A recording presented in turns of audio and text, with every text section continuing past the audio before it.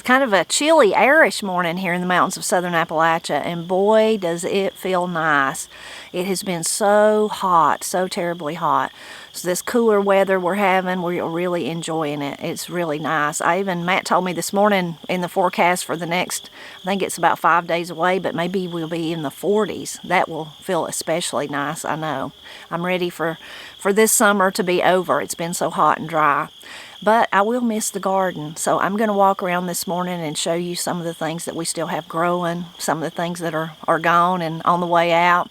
Not as much going on, of course, in this now September garden as there was back in the months of the summer. You can see where I'm sitting, though. This is the prettiest that my roses here that me and Matt planted earlier this year have been.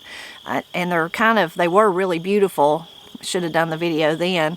And then now they're kind of on their way down, especially the kind of yellow ones, but they are so pretty.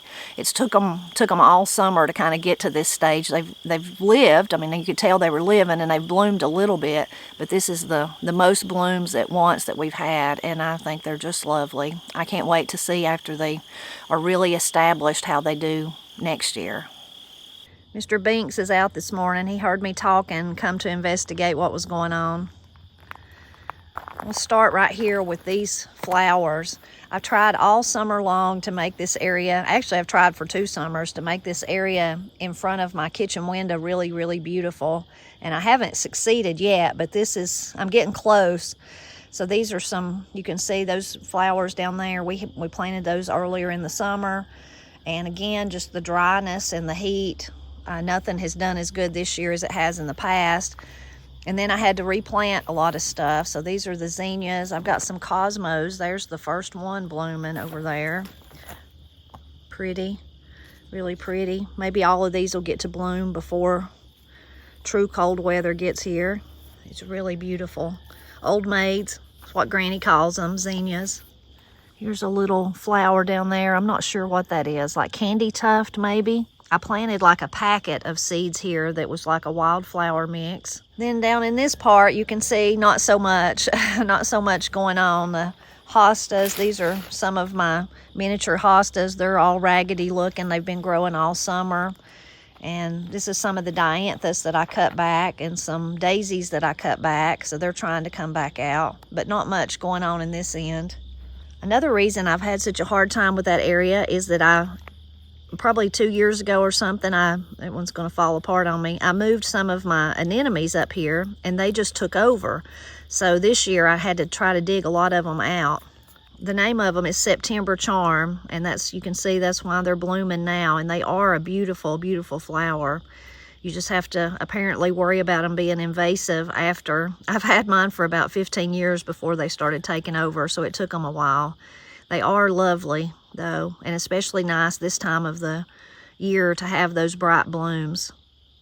I've not even checked on this bed in probably a month or something.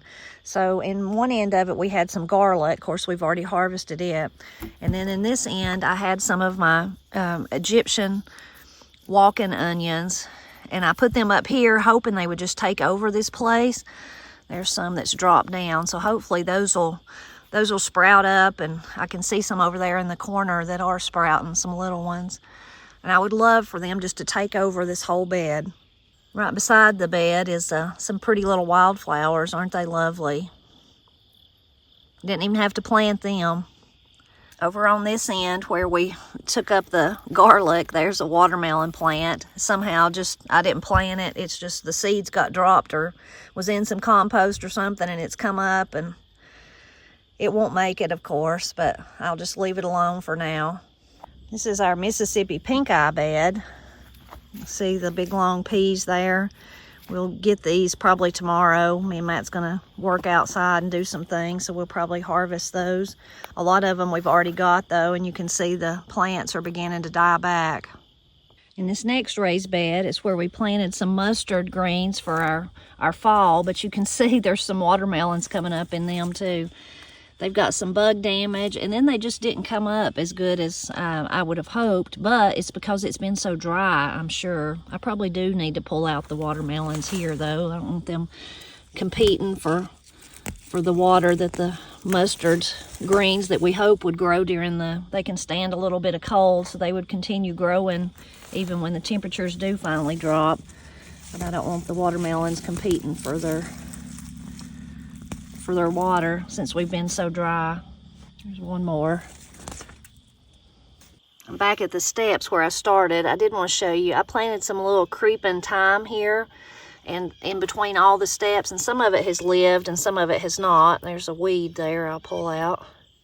You see on this step that died, and this is still alive. Actually, I see a little bit right there, so maybe there's hope for it.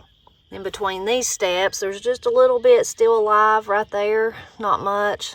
And then another watermelon plant that I'm gonna pull up. I eat a lot of watermelons. That's how the seeds end up everywhere. And on the last step, that one's doing good, and this one not so much. Now this monster bed here that's completely covered, we planted white sweet potatoes in it, and the sweet potato vines are climbing up the bank over there, you can see. They're also climbing on this way, climbing out of the bed over here. Me and Matt checked last week, and they are growing potatoes, so we're so excited about that. These still look pretty lush and green, so we probably won't harvest them just yet. We'll wait for them to die back some. Right in the middle of it, though, you can see I've got some ground cherries, and I've even got a tomato growing in there, and I see over there on the very end I've got some blackberries. So this has just turned into a real jungle. In this bed, we were trying out 2 new varieties that we had never grown before, yellow kidney eye bean, and then also painted pony. And you can see they're dying back. They've got some bean bug damage on them too, but we were just leaving them. We're gonna let them dry and then harvest them as dry beans. Probably won't be no more than a mess if we get a mess, but we want to try them as a dried bean instead of eating them fresh. So we've not picked any of them this year, and it's not very many. This is not one of the larger beds. You can see down there where it ends, but it's always fun to try new things. If I had to pick a favorite part of the garden, every year there's just a part that really speaks to my heart and I just fall in love with, even though we garden every year, make a garden, but it would be this part back here. I was much more successful as far as my endeavor to grow flowers. They do better back here. This part of the yard doesn't get as much sunshine as that front part, so it's not as, in this really dry summer that we've had, it's doesn't dry out as bad because of the sunshine.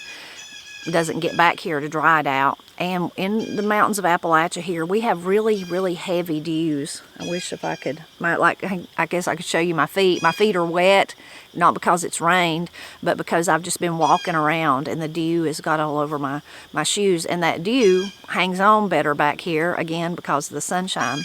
Anyway, even with the drought-like conditions we've had this year, the cucumbers did so-so, not the best cucumbers I'd ever had, but I've shared this in many of my videos. The best thing about the cucumbers this year was I found a way to keep the squash bugs at bay.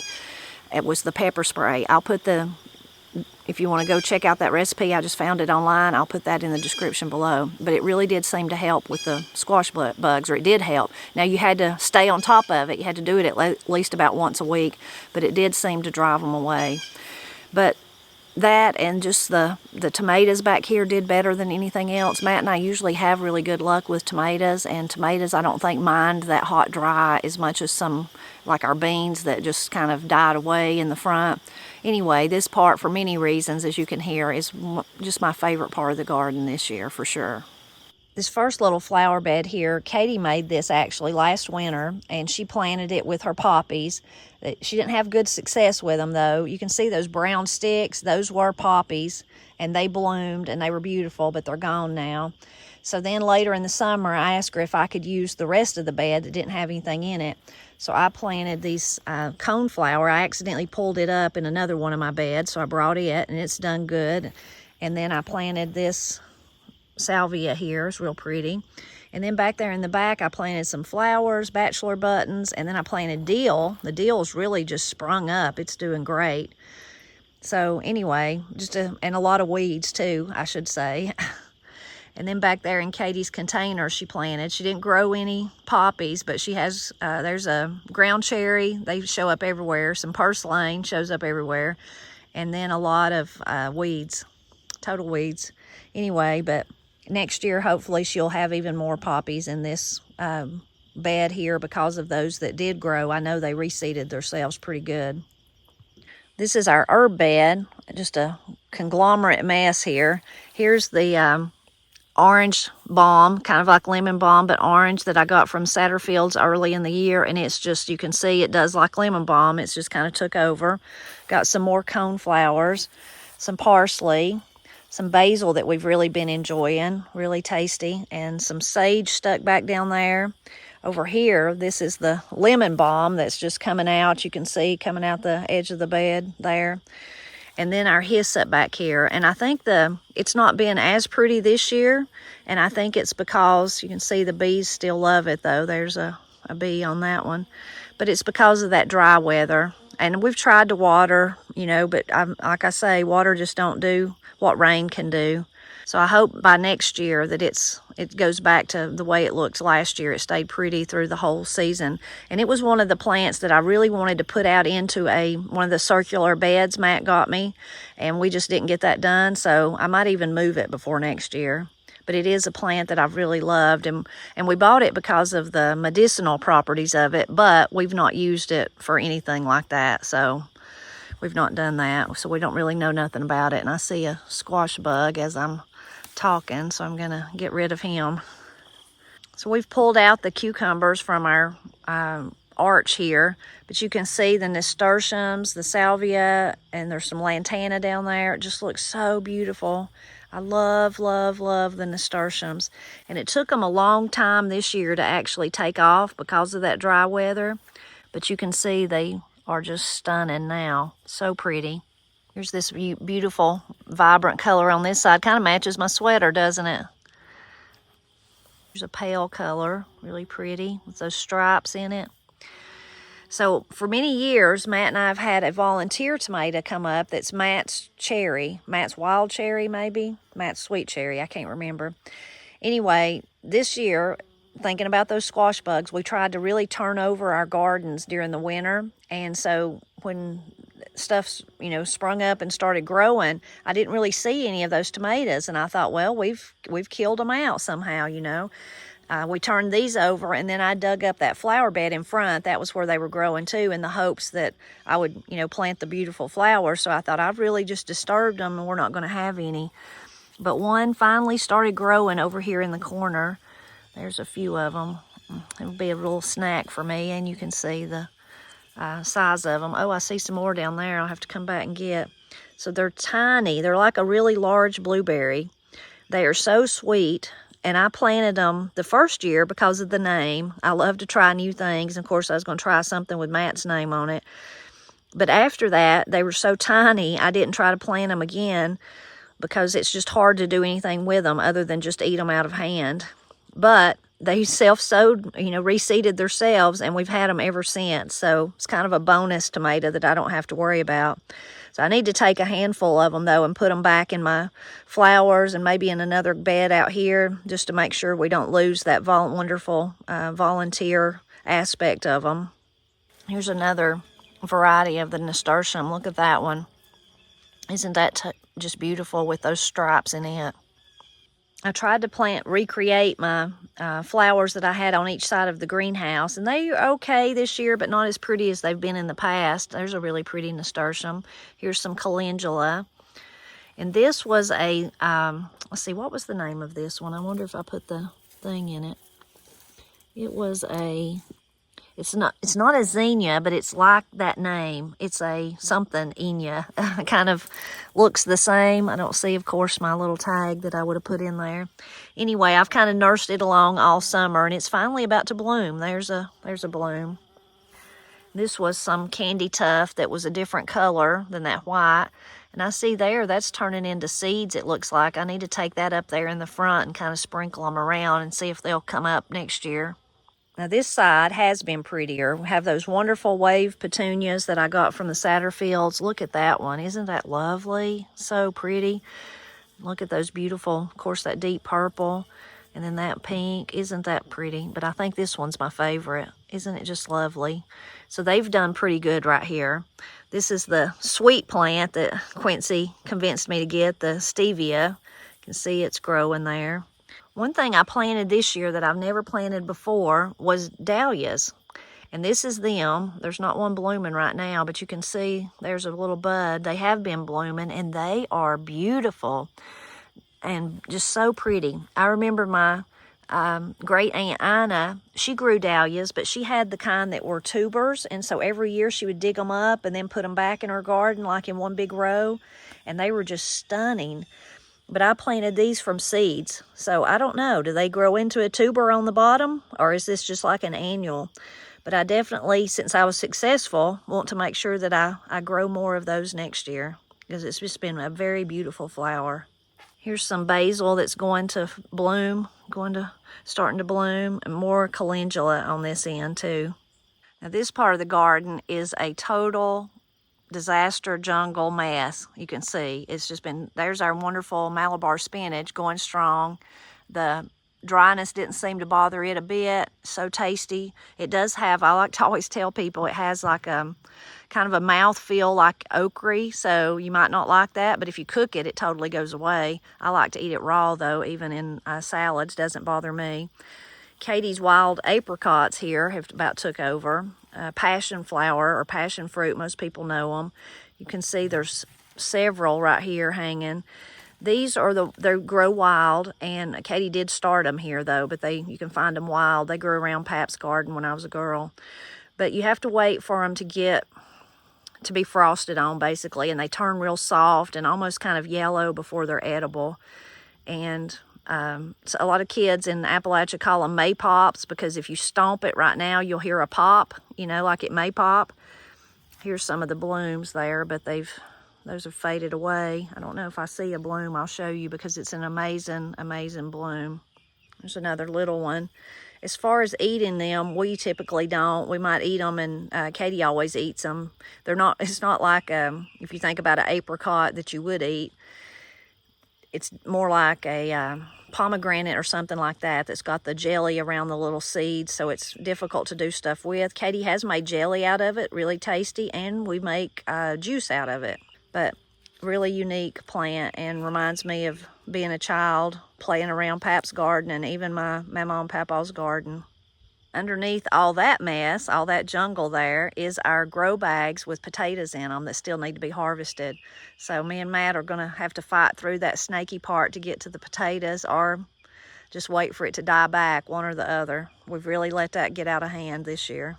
It's literally took all summer, but this bed finally looks like it's filling in. About time for of course, for the cold wind, Jack Frost to come and the cold wind to blow. But the Lantana that I planted here is kind of filling out. There's some cosmos. Over on the end there's some more Nasturtiums, really pretty. I planted these marigolds, and they're doing what they're supposed to, what I usually expect them to do. It just took them a long time, but there's several different kinds there, really pretty. More Lantana. A few zinnias, not many. This was I've just left this here for the birds to eat, but this was the one dwarf sunflower that I managed to grow. More marigolds down here. That blanket flower, the red daisy looking, Corie got me that for Mother's Day. And then this is where I had the September charm to begin with. So this is where it all started out. My aunt gave it to me, almost 20 years ago, I guess. And I had it back here. It's the only place. And it took literally 15 years or more for it to start actually thriving. And then once it did, it has thrived to the point it's kind of become invasive. So if I see it in other places now, I kind of try to pull it up, trying to keep it either right here or at that bottom of that bed in front of the kitchen window. You see, these are our tomatoes. They're turned into a jungle, but still growing strong, still setting fruit. And there's plenty out here that needs to be picked right now too. But even all the different varieties that we planted, here's some more of those. This is like a little red sun gold, a little bit bigger than those others, but not much. That one's not, at least. This is a view of our peppers, and there's a tomato. It's kind of wove its way over here into them. This is the gypsy pepper. And it's been very prolific and done good for us. It's been many years since we grew it. I bought it at Wayne's Feed Store this year. I just happened to see it and thought, hey, how did I forget about growing that? So it's just a sweet pepper. Here's some more. You see these are beginning to lean out over our bench here. Black cherry tomatoes. I did have a pepper, an orange bell pepper in there in the middle. You can see it there, it's been took over by these others, but I don't think it produced one pepper. It's still growing though. I don't see any blooms. Match Cherokee purples have done really good this year. We've been enjoying them, eating them, sharing them, putting them up, all kinds of things. I see one back there on the ground that's fell off that we need to get. And then you can see though the plants are beginning to die back. So it's about time though when September is here and you think about how long these plants have actually been growing. This is one of my disappointments for this year. First I'll show you, you can see up here I've got some pokeberries there growing. That's just come up on its own. But these that are all laying down, these are our elderberries. You can see here, there's what the disappointment was. See those early on in the summer, way back probably in May, we had a really good storm that just took them over. And I probably should have cut it all back to the ground and seen if it would come back out, but I didn't do that, as you can see. So what happened is they're all just basically laying on the ground. I got a handful of elderberries that was it. They just didn't really thrive or bloom, I think because of the way they were sprawled around. And maybe the sun couldn't reach them. You know, I don't know why, or if it was just the damage from the storm. I eat the elderberries. A lot of people say don't eat them, you have to cook them. But I've eaten them for 2 years and they've not hurt me. But the research I did showed that it wasn't as clear cut as that. In other words, you'd have to go do your own research and decide for yourself if you wanted to try eating them raw or not. But boy, they're tasty. They taste really, really sweet. I just love them. I really do. So I was really looking forward to there being more this year. Maybe even enough to make jelly with or something like that, or make elderberry syrup is what I want to do. But it didn't happen this year. The only other pepper we grew this year is this one. This is like I think the name of it's cowhorn. It's ones we bought from Betty and Pat. And it's tasty. It's a sweet pepper too. It's not hot. And we grew some jalapenos down there in the middle, but they've not done real good. And our problem with our peppers was this year is that the ones I started inside, they just all died. I wasn't able to take care of them because of Granny being sick and all that. And I think that's why they pretty much all died. Even when I moved them out to the greenhouse, the rest of them died once I moved them out there. So I'll have to try again on the peppers next year. This is another bed that we've let just go to a jungle look, I guess. As I could say, that's what we're looking for. We want it to look like a jungle, but not really. We just let it get like that. That's all the asparagus back there in the back. We do let it go to seed so that it'll reseed itself and continue to grow. But you can see there's some blackberries growing up in the middle of them.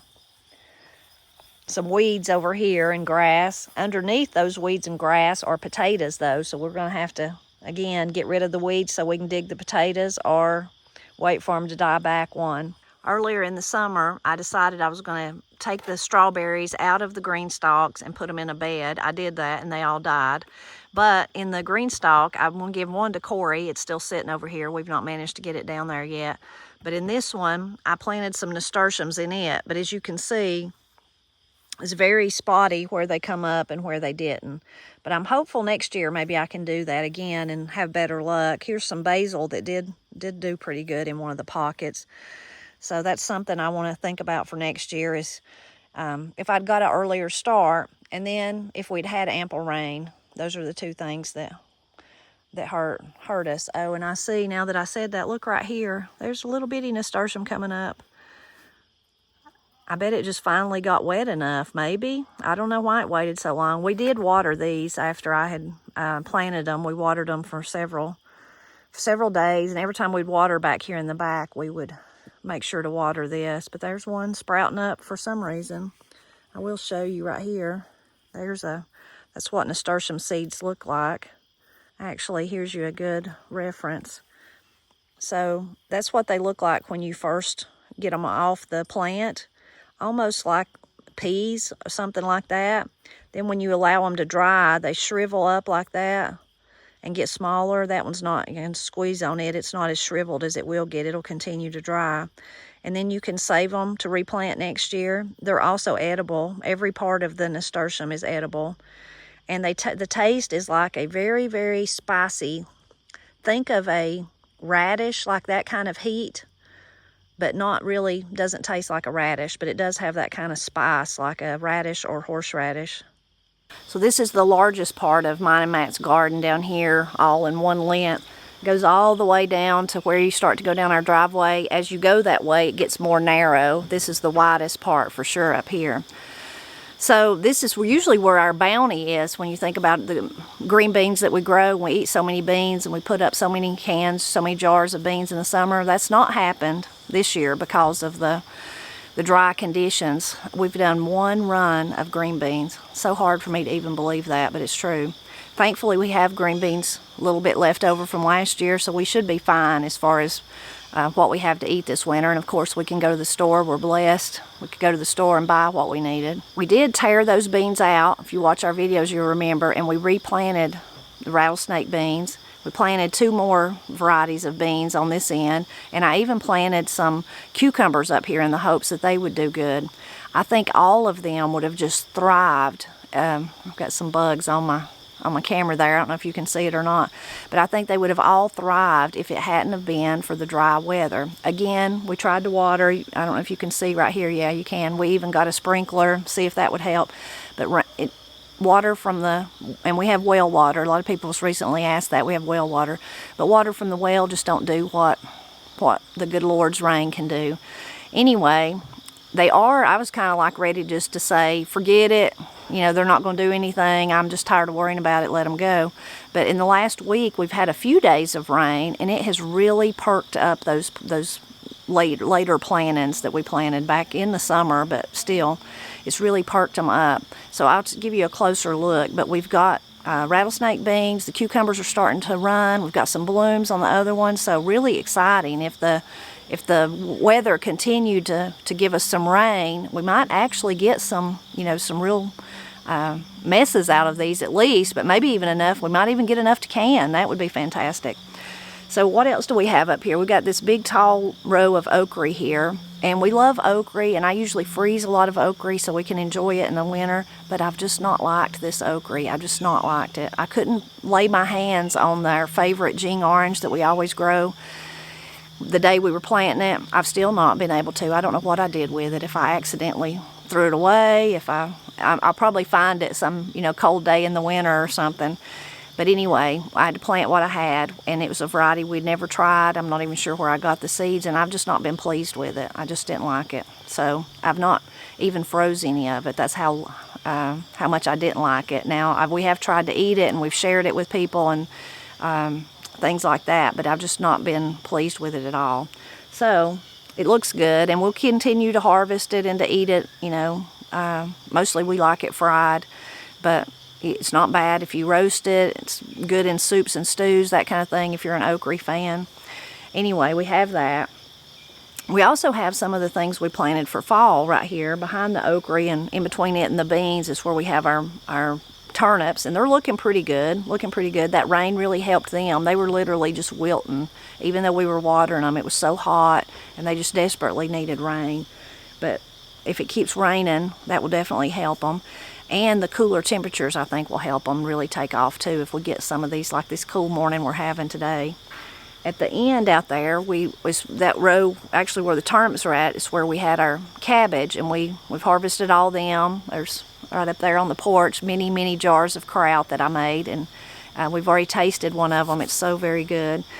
So that's great, and we've eaten a lot of them too. Again, shared some of them with Granny.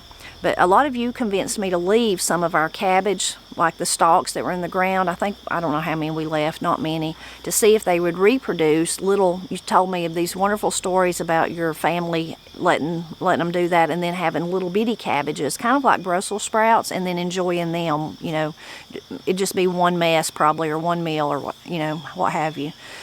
So we did that. But ours, because of that dry heat, they've not done very good. And then they were just attacked by but all the bugs that they were being protected by our cover that we grow them under. So they really just need to be pulled up and threw out, or either put in the compost pile or give to the chickens is probably what we'll do. And then see Mr. Binksy coming. And then on that back row, we still have butter beans that are producing, and the mother beans are pretty much gone, but I need to go through and make sure there's a few of those left. And I think, oh, and then over here beside me on this side is our 2 rows of tomatoes down here, and they're pretty much done too. We've even pulled out some of them. Still have some of the wonderful Randy Hooper. I'm calling the Randy Hooper tomato, was our favorite, and we'll grow it again. I'm even thinking we might just grow all Randy Hoopers down here next year, maybe. And then we have one of Carolyn and David's wonderful little orange tomato right here, our favorite. It's been very prolific like it always is. Here's a close-up of the okra. That's about as big as it gets, and it just gets bigger, wider. It doesn't get taller. It's just squatty like. And I just don't think it has the flavor the Jing Orange does. But again, it's just personal preference. It may very well be somebody else's favorite. I think the name of it is Alabama Red, if I remember right. This is our row of turnips there. They're big enough we could have some turnip greens. Definitely need to do that and thin them out a little bit. These first beans right here, you can see there's a bloom. These are some beans that my friend Betty Jean Hogan shared with me, and that she actually had got them from the Carringers, and I'm guessing they're like a white half runner, something like that. I thought we had never planted them before, but Matt tells me we have. I just can't remember, so that's why I said I'm thinking that it's what they're like. So hopefully we'll get a few beans from them. The next beans are one that's called the Grammy bean. Look very similar, don't they? There's a bean on them. They're already starting to produce. There's a better view. There's some. We grew them before. A wonderful subscriber sent them to us, and Matt really loved them. He really loved them, so hopefully we'll be eating from those. Then here is the cucumbers. So you can see they're beginning to run. Once they get big enough, I'm going to try to train them up the trellis there, but they're not really long enough yet. But maybe we'll get some cucumbers. There's some more starting to run out this way. Some blooms. There's a bloom. That's exciting.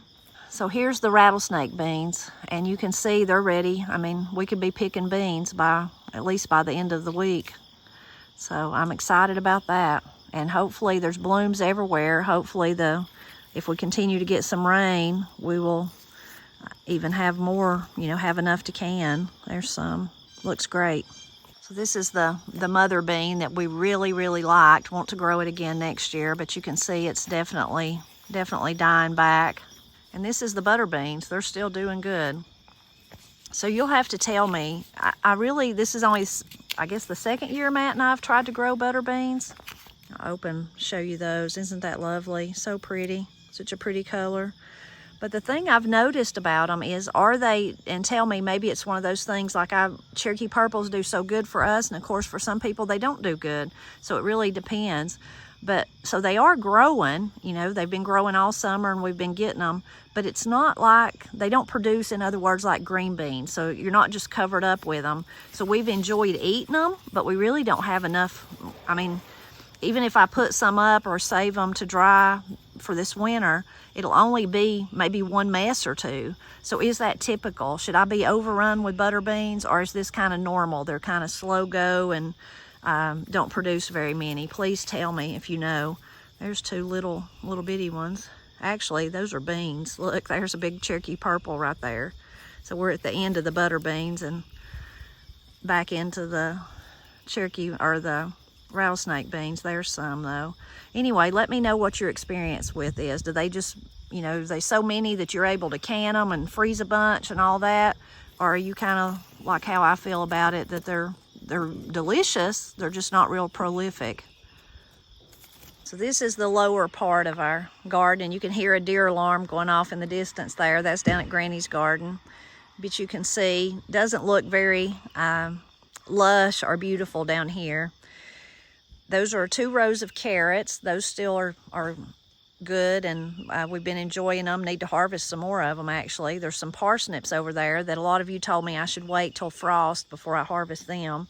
And then there's the winter squash that we got planted way too late, and then of course suffered from the dry conditions. There's a cushaw and a butternut. There's another cushaw right there, and a little one right there, and that's it. I don't have any pumpkins, and I don't have many cushaws, and I'm not sure that those will get fully developed enough to actually make it through the winter, like to, you know, cure and like I usually do and enjoy them all winter long. I will definitely get them, and even if I have to chop them up and go ahead and put them in the freezer, I'll do that. But disappointing year for winter squash for sure. I'm going to walk down to the big garden and show you what's left down there. Not much, as you can see. This is a good view of it. You can see here in front of me is where we had all the trees cut so that more sunshine could reach the garden. You can see it's turned into a sea of jewelweed, which is beautiful. And the hummingbirds are just loving it. They're just crazy over it. You see there's two kind of fighting each other. There they go. Here's a close-up view of the jewelweed, just as far as you can see up through there. Isn't it beautiful? Look at the beautiful blooms there. So pretty. Oh, there was a little bee in that one. Jewelweed is medicinal. It's like a natural cortisone, so it's great for like itchy places, thinking about poison oak or something. Let's see if we can do this. This is my favorite thing about it though. You see it just bust open? Let's find another one.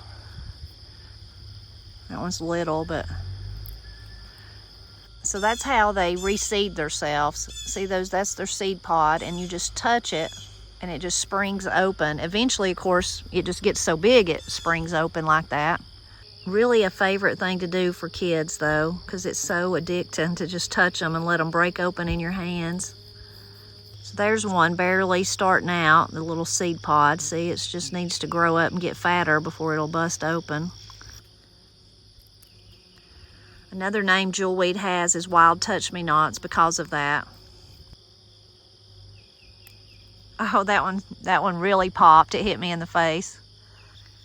Matt has already bush hogged the garden. That's all. There's nothing left in it except this one row of peanut beans we left. We were going to bush hog it down too, but it had beans on it, had a few blooms on it. We picked all the beans and took them to Granny. Then we thought, well, we might as well just leave it and see if any more grows. There's some blooms about to bloom out on this one. And there's one tiny bean right there, a little bitty tiny one. So I'm not sure how much, if any, we'll get from these. But it was worth just letting them grow since they're so small and little, and just see what happens. A few blooms on that one.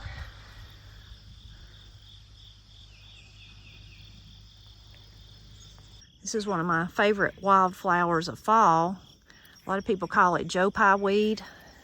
An old term for it is also queen of the meadow, because as you can see, it typically gets very, very tall, kind of lords over everything else. I hope you enjoyed walking around the garden with me. I've really enjoyed this fresh, cooler air. Didn't even get hot, didn't have to take my sweater off. I love those changes. I love all the season, but I love when you begin to the tease of the change coming. We're still going to be hot even today, later in the day, and definitely going to have a lot of hot days before true cold weather gets here. But when you first have those first cool days, it just feels so refreshing. The same way as in early spring when you have those warm days and almost feel like you could go put your bathing suit on. They feel so nice. I love paying attention to those things and really relishing them and just leaning into them. It's really, really nice. I'm thrilled about all my blooms. I'm kind of sorry that it took all summer for them to get here in some places.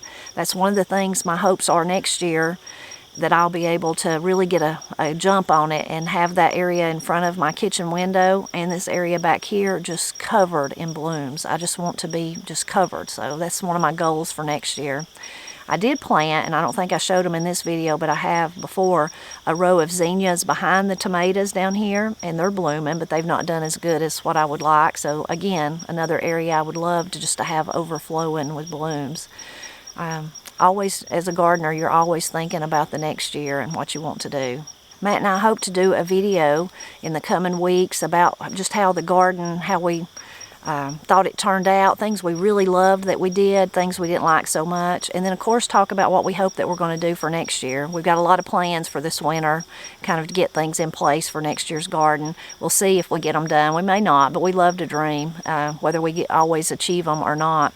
So be on the lookout for that, and we'll talk more about maybe the varieties that will definitely grow next year, the ones we probably won't try again, and just some changes. And then also, though, the things that we're really glad that we worked on this past winter and made a huge difference in this year's garden.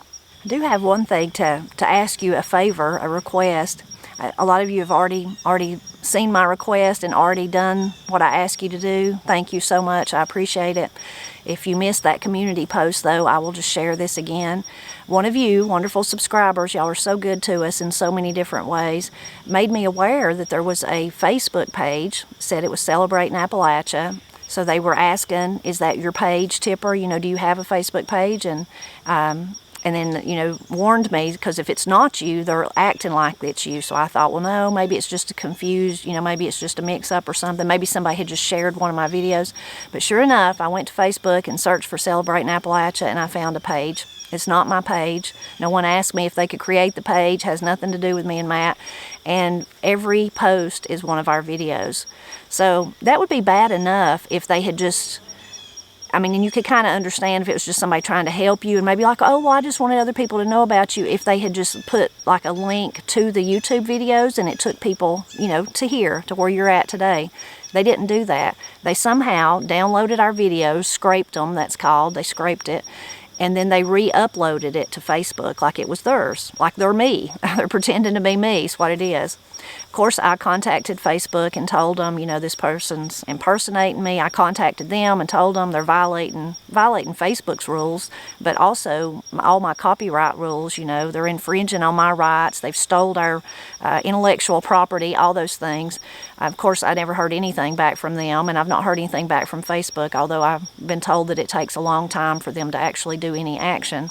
But everything I read said the best thing you could do, because see, sadly, this happens to so many creators today. People do try to steal their stuff, that this is a common thing. So there's a lot of advice out there about what you need to do about it. And one of the things is if you do have a following, get your followers to go and also report them. And that way, Facebook is just like YouTube, it's so huge. There's so many people, they can't pay attention to every little request. They try to, I'm sure, but it may take them a while. But if a lot of people complain about something, then they have to pay attention to that. It's like I know you've heard the squeaky wheel gets the oil. Anyway, you may not be on Facebook. If you're not, that's perfectly fine. You can say a prayer about it, though. You could pray for me about it, because it is troubling, you know, someone pretending to be me. Eventually, they could get monetized on Facebook, and then they could be making money from all my hard work. But and I don't like that, but more than that, I don't want somebody representing me, because what if they're rude to somebody? What if they, you know, start spouting stuff that I don't agree with? All those kind of things is the more worrisome. Of course, I wouldn't be happy if they were making money off of my hard work either. But anyway, it's very, very troubling. So please, if you're not on Facebook, pray about it. If you are on Facebook, you can go to I'll leave that the little information in the description below. I'll even link to that community post where I first shared about it. You can go to their page. Up near the top on the right, you'll see 3 little dots. If you click on that, a little drop down comes down, and then it's different things, and one of them is report page. If you click on that, then there'll be some options. Now, me and Corie both did this, and it was different for both of us, so that's really strange, Facebook. But for me, the one that made the most sense was for to say they were impersonating me. Of course, you can't do that. So there was like a scam or a fraud. But on Corie's, there was actually impersonation. So you just do the best you can with that, and just report them is the main thing. So maybe that report, it doesn't really give you a place to type anything in and say, hey, you know, they're impersonating my friend or anything like that. So you just have to do your best that you can, and then just submit it. Another wonderful subscriber on here suggested, and then when I went and looked, a lot of you had already done this. I'm so dumb, I didn't even think of it. You can leave a review on that page, and you can say, you're a fraud, you know, you're not Tipper. please take this page down. You're stealing her videos, you're stealing her hard work, whatever it is you want to say. So you can do that too. You can leave a review there and just say you're not Tipper and you're a fraud and you're pretending to be Celebrating Appalachia and you are not. Because she told me, Anyway, if you can do that, me and Matt would really appreciate it. It's, that's just one of the, I guess, of course, as a gardener, I compare everything to gardening. So I think about this summer, how the terrible dry conditions we've had wiped out our green beans there, and, different parts of our garden that have suffered. And, it's really, you put all that hard work into it and you're like, please, Lord, let it rain. I can't believe it. It's so hot. All these things are happening. Yet, in the middle of all that, we did have bounty. We had bountiful tomatoes. We had bountiful, even these blooms I'm talking about, which we're not eating. But, our potatoes did good. We did get some beans, so that's something to be thankful for. All those things sprinkled in on the badness of the not getting the rain is, you're like, well, it's all right. It's the same thing with this. I have a wonderful job, and it's because of you that I have this. I've been working on it since 2008. That's a long time, but God has blessed me, and He's used you to bless me, and I get to do every day what I love, celebrate Appalachia. I about get teary-eyed thinking about it. It's such a blessing. But along with that comes people constantly, when you're in the public eye like that, people are constantly trying to steal your identity. They're trying to pretend like they're you so that they can scam somebody. I know a lot of you have seen this on some of my videos. It'll say, and I have to, I block them and I ban them, and YouTube's really good about that. They'll take down their page, but they'll make an account that says Celebrating Appalachia. They'll steal my face, and then they'll put like a period or something in there. So it's not technically just like Celebrating Appalachia because they've got an extra hyphen or a period or something like that. Anyway, and then they'll come to my videos and pretend to be me, and they'll comment back to you and say, hit me up on Telegram or WhatsApp or whatever they're asking you to do. That's just a way to scam you. If you do that, I'm sure they're going to ask you for money or something. We've told you repeatedly, we will never ask you to contact us like that, never. I won't even ask you to contact me anyway. Now, if you say, Tipper, could you show me or tell me about, ask me, I might say, email me at tipperpresley@gmail.com, and then I can send you that, if you're asking for information. But if you don't ask me, I'm not going to ask you to do something. So those are all fraudsters, scam artists. And the people on Facebook are probably hoping if they got a big enough following, again, you can be monetized on Facebook. I'm not on Facebook like that. I'm not trying to be monetized. I do have a Blind Pig in the Acorn Facebook page, and I've had it for many, many years. But you know what? I've not even posted on it since last December, I think. So I'm not even active on Facebook anymore. And they're not trying to steal Blind Pig in the Acorn because probably they realize it wouldn't make them as much money. They're trying to steal the Celebrating Appalachia videos. Anyway, that's just like the dry weather that we have no control over.